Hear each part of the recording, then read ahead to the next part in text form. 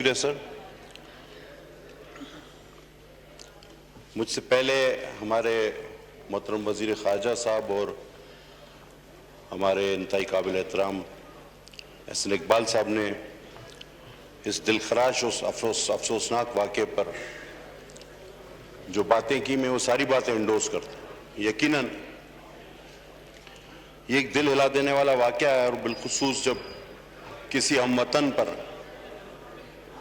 اور کسی مسلمان پر جب بھی جہاں کوئی حملہ ہوتا ہے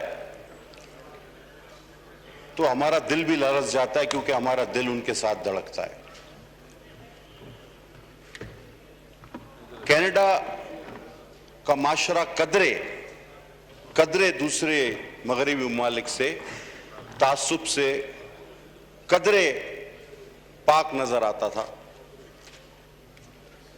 اور نیوزی لینڈ بھی انہی ممالک میں آتا تھا، لیکن افسوس ہے کہ ان دونوں مقامات پر بھی کچھ ایسے واقعات ہوئے جس کی جتنی بھی مذمت کی جائے کم ہے۔ جناب والا، اس سے پہلے آپ ایک سیریز آف ایونٹس دیکھیں اور پھر ہم اپنے آپ کو بھی دیکھیں کہ ہم کہاں کھڑے ہیں۔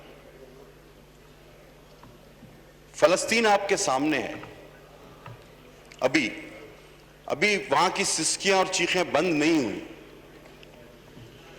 انڈیا کی ماں بہنیں کشمیر والی، وہ آج بھی ہمیں بلا رہی ہیں۔ کیا کشمیر سے وہ آوازیں آنا بند ہو گئی؟ کیا فلسطین کی سسکیاں بند ہو گئی؟ شام، سیریا، ہر جگہ مسلمان کا قتل عام ہے سر۔ اور پاکستان وہ ملک ہے جو 70 کی دہائی میں اسلامی ممالک کی قیادت کرتا تھا، اور آج OIC سے لے کر ہر فورم پر مشکل سے ہماری بات سنی جاتی ہے، ہم گنتی میں ہی نہیں ہے، جو میں صاف کہوں گا اور آپ کو بھی پتا ہے۔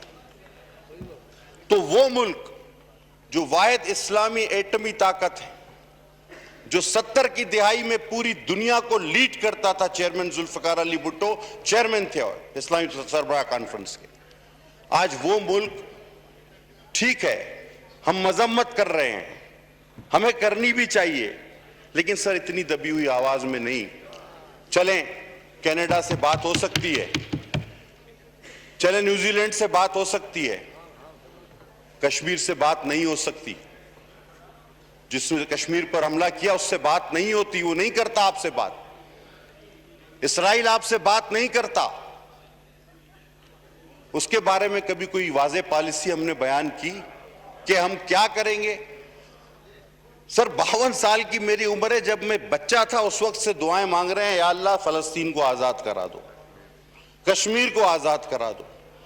مجھے حبیب جالب کا ایک شعر یاد آتا ہے، بہت میں نے سنی ہے آپ کی تقریر مولانا، مگر اب تک نہیں بدلی میری تقدیر مولانا، ہزاروں مل کے فلسطین کے لیے کیوں نہیں لڑتے، فقط دعاؤں سے نہیں کٹتی زنجیر مولانا، بہت میں نے سنی ہے آپ کی تقریر مولانا۔